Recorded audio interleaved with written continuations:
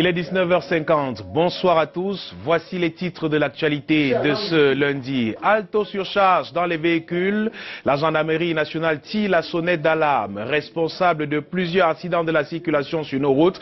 Le phénomène de surcharge des passagers, même des bagages, est désormais proscrit par les autorités. Des sanctions annoncées contre les récalcitrants. Quand on achète la mort pour se soigner, le danger des médicaments vendus dans la rue continue de planer. Des milliers de Camerounais décèdent chaque année à cause de la consommation de ces produits conservés dans des conditions extrêmement déplorables. Zoom sur ces cachets de la mort dans ce 19h50. Et puis, transformation agroalimentaire dans le centre, une réalité pour une famille en Tui à l'occasion du lancement de la semaine dédiée à la jeunesse dans la région. Une fois justement permis de mettre en exergue le savoir-faire artisanal des jeunes. Vous les découvrirez dans ce journal.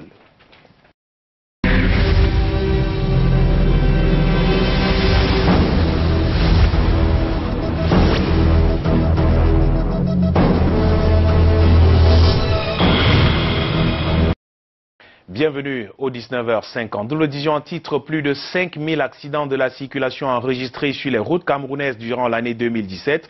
L'une des causes de ces drames, la surcharge des véhicules en passagers et en bagages. Malgré les multiples mesures de répression engagées contre les chauffeurs de véhicules responsables de ces pratiques, il est toujours courant de voir sur nos routes des bus de 70 places transporter 80, 90 voire 100 personnes. En plus de ces excédents de personnes, de passagers, il faut ajouter la charge supplémentaire à la normale des bagages, une situation qui met en péril la vie des passagers. Junior Ossin et Stéphane Binac pour les détails. Voici un véhicule de transport en commun routier qui ira en fourrière. Le mobile est aussitôt évoqué par la gendarmerie nationale. Bagages débordants, ouais. Et apparemment c'est mal arrimé. Donc nous faisons là face à une infraction, à une contravention du 4e classe.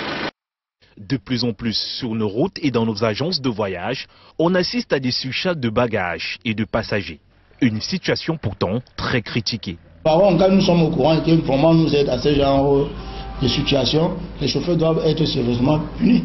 La surcharge n'a jamais été autorisée à l'agence. Jamais, c'est même les premières réactions qui sont défendues. Car les bordereaux sont limités. Si vous portez dans la catégorie 57 places et qu'il y a peut-être le chauffeur et le motoboy, on limite à 50 places. La surcharge se présente dans ce cas comme un véritable danger, tant pour l'agence de voyage que pour les différents passagers à bord. Là où je suis très mal à l'aise.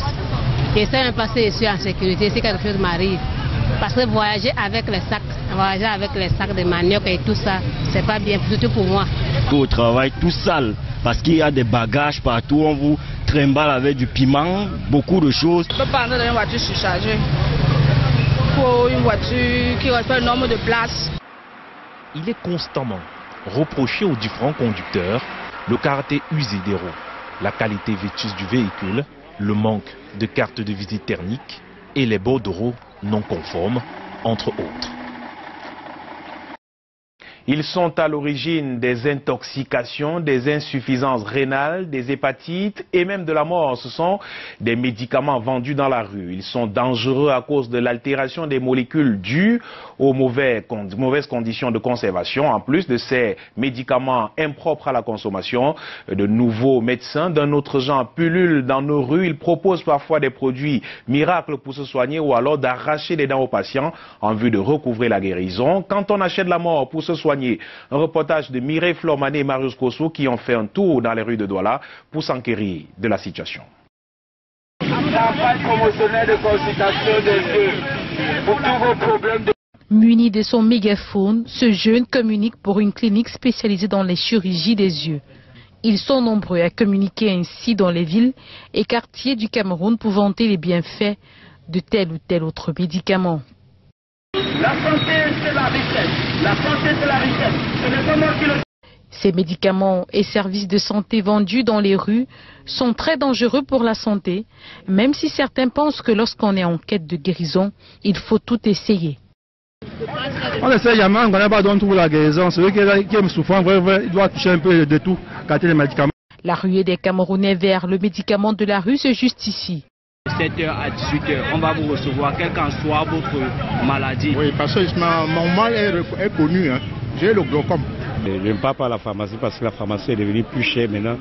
On n'a pas assez de moyens pour trouver des produits à la pharmacie. Aujourd'hui, avec les médicaments génériques, c'est possible pour toutes les bourses de se procurer un médicament en pharmacie. Le médicament de la rue vous prépare à la mort. Parce qu'il est mauvais, il est dangereux. Il détruit tout. Il détruit vos yeux, il détruit votre estomac, il détruit votre peau. Le médicament de la rue tue, c'est connu de tous, mais la majorité des Camerounais font fi de cette information et continuent de consommer les médicaments de la rue.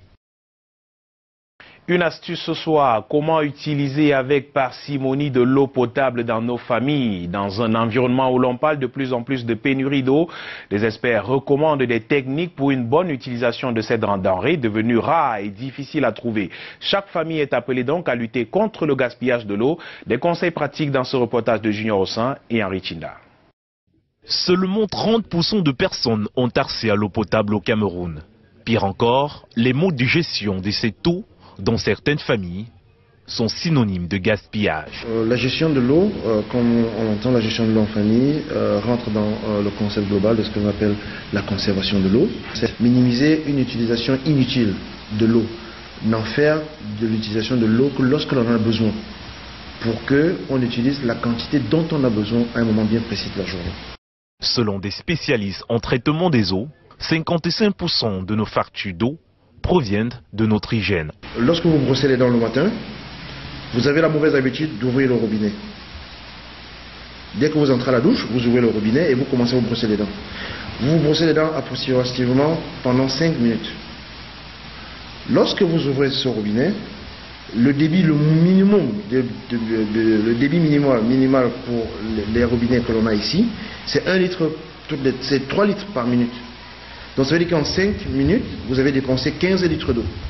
Une autre perte d'eau, nous négligeons les gouttes lorsque les robinets commencent à goutter. Vous avez une goutte qui tombe toutes les secondes sur un robinet à la maison. Quand on fait la somme, en une année, ça fait 10 000 litres. Des techniques très simples pour limiter une consommation inutile de l'eau sont recommandées. On consomme beaucoup d'eau lorsqu'on fait son hygiène. Lorsque vous voulez brosser les dents, n'ouvrez pas le robinet. Vous ouvrez le robinet pour tremper votre brosse, et puis vous refermez, et vous l'ouvrez seulement quand vous rincez la bouche. Ou alors vous utilisez un verre d'eau. Vous puisez. Ça c'est d'un. La deuxième chose, où il y a beaucoup de pertes, c'est dans les cuisines.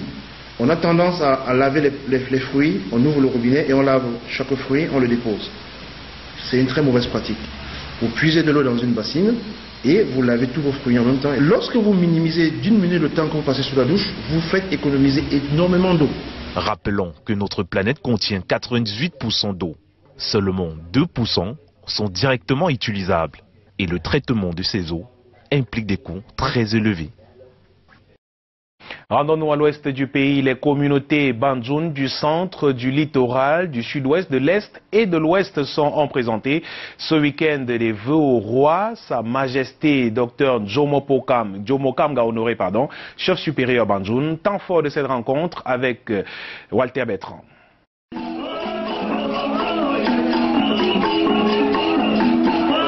Tradition respectée, allégeance, échange, communion, hommage au roi. Nous sommes à la chefferie supérieure Bandjoun. Comme à l'accoutumée, le peuple Bandjoun s'est retrouvé autour du roi. Dans le cadre de la présentation des vœux à Sa Majesté le sénateur Dr Djomokam Gahonoré. À ses côtés, la nouvelle princesse Bandjoun, Antoinette Zongo, préfet du Conquis. Dans la foulée, les représentants des différentes communautés Bandjoun de Bafoussam, Bandjoun du littoral et du sud-ouest, Bandjoun du centre, sud et est. Bien avant le rituel, chaque chef de communauté en profite pour énumérer les actions et projets de l'année écoulée, tout en déroulant sa feuille de route pour 2018.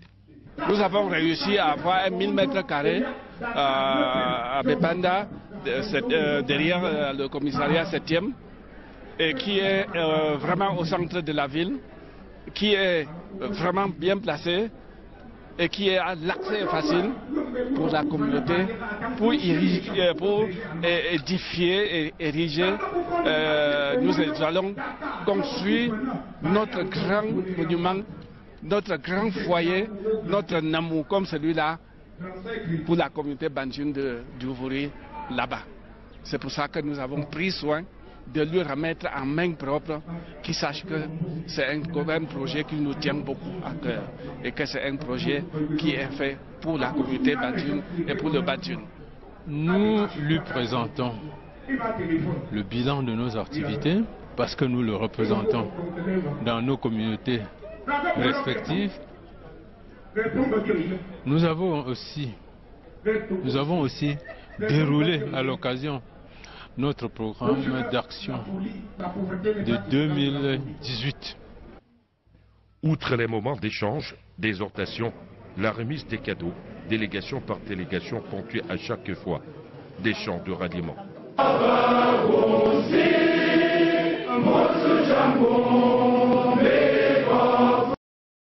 Mettons le cap tout de suite sur Yaoundé pour parler du lancement de la fête de la jeunesse qui a eu lieu ce jour en Tui, dans la région du centre. Bonsoir Rodrigue Tonguer.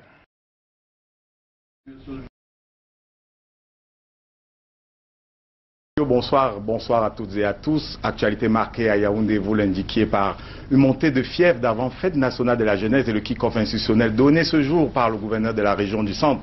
Depuis une Tui, dans le Mbamenkim, Nassere Paul Biya appelle les jeunes à la responsabilité et à la dignité face à la recrudescence du tabagisme et de l'alcoolisme dans leurs habitudes. Notez bien sur le ton de la causerie. Des échos avec Arnaud Nguefak et Bertrand Thiassé. Ça ressemble à une cour de sages africains. Le gouverneur de la région du centre, orateur, et les jeunes à l'écoute. Ça se passe à la place de fête d'Ntui, là le lancement officiel de la semaine nationale de la jeunesse dans la région. En fond du message porté par l'autorité, l'appel à une jeunesse plus digne et responsable. Le chef du gouvernement nous a instruit de prendre des mesures spéciales pour annoncer à ces jeunes d'abstenir de se droguer, parce que nous avons constaté que maintenant la drogue est en train de prendre la place dans toutes les écoles de la société de jeunes. Donc, et qu'il doit savoir les effets néfastes de cette drogue. Les discours du jour portent en commun l'axe de sensibilisation des jeunes sur l'utilisation de l'Internet et des réseaux sociaux en particulier. L'utilisation de cette technologie est très importante. Ce n'est pas tout qu'on balance dans cette technologie et ce n'est pas tout qu'on doit croire quand on lit tout ce qui est dans le Facebook, dans les WhatsApp et autres. La plupart ne sont pas de bonnes informations et doivent donc chercher les informations bonnes dans les bonnes sources, parce que vous voyez que d'autres disent que tel est mort alors que la personne est vivante. Quelques jeunes volontaires du service civique de participation au développement sont récompensés à l'occasion. L'événement est grand, la contrée se met en fête. Des clichés de divertissement présentés avec le vivre ensemble et l'unité en message, comme pour prendre un engagement de jeunes désormais préparé contre ces mots. Elle est de toutes les façons bien parée et bien chaussée. Malgré ces écueils relevés, cette jeunesse s'est fait montre de son savoir-faire et de son savoir-être sur place en Tui. Une fois exposition permet de le confirmer. Bien plus, l'exemple de cette famille tiré par ses plus jeunes membres qui excellent dans la transformation agroalimentaire suffit pour s'en convaincre. Arnaud Nguefak, Bertrand Thiassé, une fois de plus. Nous avons le savon à base du cacao qui traite en profondeur la peau. Ça se passe entre mère et fils. Une affaire de famille, la transformation agroalimentaire, leur vie. Ici sur l'étal de présentation, une diversité de produits nés du génie familial. Je transforme l'huile de sapouf, les plumes, je transforme les savons, je transforme les pistaches, je transforme les sésames, je transforme les ovules, je transforme le moringa. Je fais aussi dans la transformation des termites. C'est elle qui détient la clé de voûte et les recettes pour ces merveilles made in Tui. Elle a fait de ses enfants ses apprentis. Tous moulés pour porter cette activité devenue le créneau de la famille. Je les apprends d'abord à supporter la vie, à chercher, rien n'est facile. Il faut d'abord se battre avant d'avoir tout ce qu'on peut avoir comme bien. Les enfants bien impliqués sont d'abord élèves, mais l'activité de transformation constitue pour eux le plus qui occupe leur temps de loisir. Nous le faisons souvent les week-ends et pendant les vacances aussi. J'ai appris à faire du savon, et de l'huile, et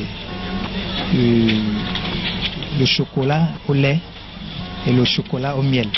Les produits issus de leur laboratoire donnent de l'excellence à chaque opportunité. Une vingtaine de diplômes déjà engrangés.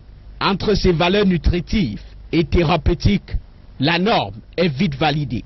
La mère devenue comme médecin prescripteur de ces produits. Le pistache est bon pour les peaux qui se décapent. Le rêve, c'est la création d'une véritable industrie de transformation de grande taille. Et des nouvelles macabres dans la suite de ce journal. Le chef d'agence Yaoundé de Garantie Express se tire une balle dans la tête. Justin Sango s'est donné la mort en fin de matinée à son domicile du quartier à Hala. Le cadre en service dans cette compagnie de transport interurbain par bus depuis 20 ans n'affichait pourtant pas de signes inquiétants. Et certains collègues en veulent pour preuve la bonne humeur apparente notée samedi dernier lors de leur dernière rencontre. Je vous propose d'écouter à ce sujet une salariée de Garantie Express. Il est passé ici samedi soir. On avait un problème là, on l'a appelé, on a souligné le problème du cahier, il a dit qu'il peut nous donner ça le lundi matin. Mais vu son apparence, il n'avait pas de problème. Il avait une mine saine et tout. On ne pouvait pas imaginer qu'il avait un problème au point de se tuer, quoi. C'est quelqu'un qui travaille à l'emploi là qui l'a appelé pour l'informer. Elle aussi, elle m'appelle pour me dire que mes condoléances, quoi. Je lui dis que les condoléances, qu'il y a encore eu quoi. Elle dit que j'ai appris que votre chef est mort. Je dis que comment ça? Il était malade. C'est l'accident. Parce que nous, on n'a pas appris la maladie. Et moi-même, je l'ai vu samedi soir. Elle a dit que non, on a dit qu'il s'est tué, tout. C'est tout ce que nous on peut.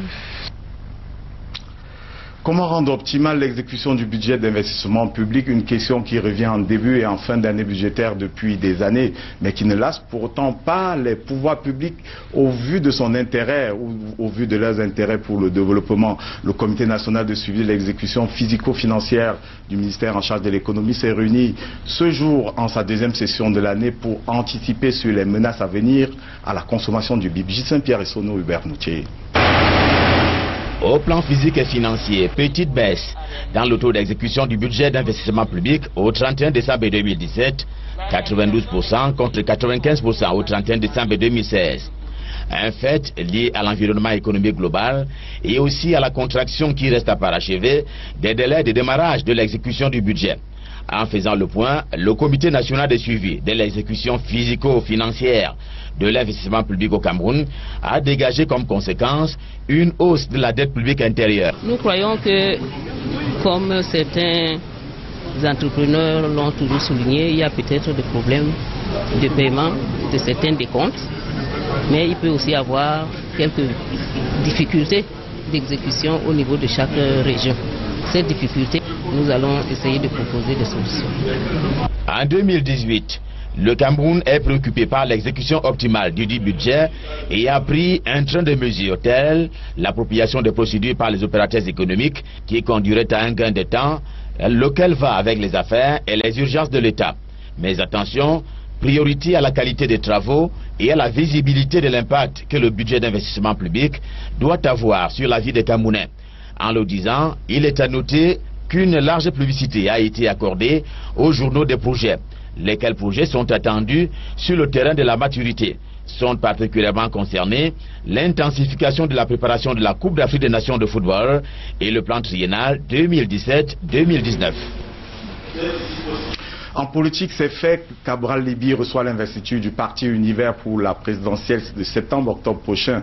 Un communiqué de presse signé le 3 février du leader de cette formation politique, Prosper Kouvondor, et diffusé ce jour, indique qu'elle accorde l'investiture au coordinateur national de l'opération 11 millions de citoyens pour l'élection présidentielle. La note précise que le parti Univers et son candidat sont pour la mutualisation des forces de l'opposition et pour des primaires en son sein afin de donner le meilleur change au candidat du RDPC au pouvoir.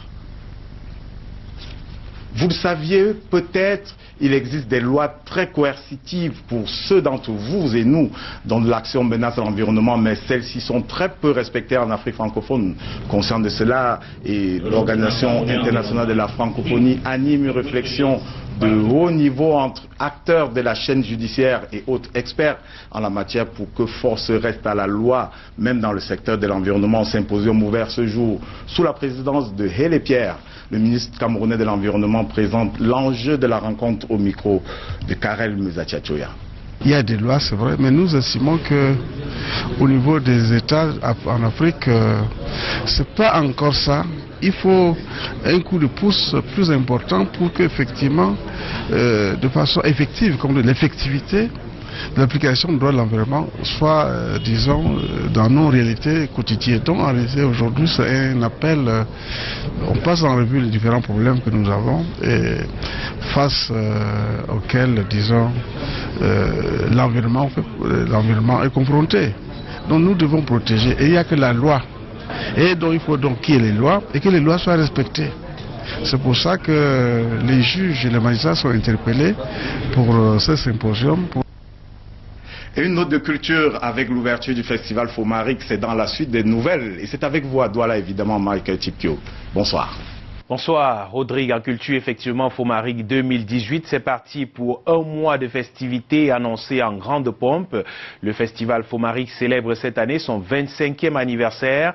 En plus de cela, la célébration connaîtra des innovations particulières cette année. Charles Robert Itok et Thierry Nana. Dernier coup de marteau, d'agrafe et de raccord électrique. Les écrans géants sont installés et les tapis aussi. Les stands sur le site abritant le festival musical, artistique et culturel Fomaric prennent des couleurs. Fomaric nous a montré un nouveau visage et nous a montré que nous pouvons compter sur lui. Les stands sont bien grands et puis il a honoré à nos désirs contrairement à l'an dernier. En cette édition 2018, marquant le 25e anniversaire de Fomaric, des innovations sont légion. Vous avez vu, nous avons promis beaucoup de choses, notamment le site qui devait être entièrement rénové, une sonorisation de pointe, vous pouvez apercevoir derrière moi. Vous allez également constater que nous avons déployé sur plus de 3000 mètres carrés des manèges de dernière génération pour les familles dont les enfants. On a toujours mis les petits plats dans les grands pour pouvoir apporter quelque chose de nouveau, quelque chose de plus innovant pour que le 25e anniversaire soit ce que le président Cotier a voulu. Au-delà des stands gastronomiques et commerciaux, pour la promotion de l'art culinaire, du commerce et bien d'autres, la culture à travers la musique réserve de nombreuses surprises. Nous leur mettons la crème des artistes. Nous avons déjà le 9, l'ouverture des spectacles avec la Go Galaxy. Nous avons Dimaï et nous avons notre jeune tigresse, Daphné. Le lancement du festival artistique, musical et culturel Fomaric, qui s'étend sur 31 jours, est effectif. Et son ouverture officielle est prévue dans les jours prochains. En sport, ensemble pour plus de victoires tout au long de cette année sportive 2018. C'est sous ce signe d'espoir qu'a été lancée la saison sportive dans la Fédération camerounaise de Nambudo et de Sambo. L'événement qui s'est déroulé au campus de l'Institut national de la jeunesse et des sports à Yaoundé a rassemblé les participants venus de 10 régions du pays. Alex Lembe pour les détails. Plus de travail, plus d'abnégation et surtout plus de patriotisme afin de valoriser davantage les deux disciplines sportives hébergées par la Fédération camerounaise de Nambudo et surtout contribuer au rayonnement de notre pays tant sur le plan international que national. Nous voulons faire partager une fédération qui accompagne le développement des performances sur le plan national et international. Et justement pour accompagner ces performances sur le plan national et international, nous avons un programme d'activité que nous allons découvrir cette année, à savoir des séminaires, des rencontres sur le plan managérial cette année, et sur le plan international, nous avons comme principal point en termes de compétition, nous avons le championnat d'Afrique de Sambo qui va se dérouler encore cette année, et le championnat du monde. Entre démonstrations de Nanbudo et de Sambo, le public présent à l'INJS de Yaoundé n'a pas vu le temps s'égrener et la pénombre se rapprocher. Le temps de la saison sportive à la Fédération camerounaise de Nanbudo a donc ainsi été donné. Des articulations agrémentées par des séquences culturelles, des sonorités. Chaque chose a une clé d'ouverture et une clé de fermeture. C'est pour ça que nous voulons marquer aujourd'hui l'ouverture solennelle de nos activités, de nos programmes, tels que nous l'avons fait des années.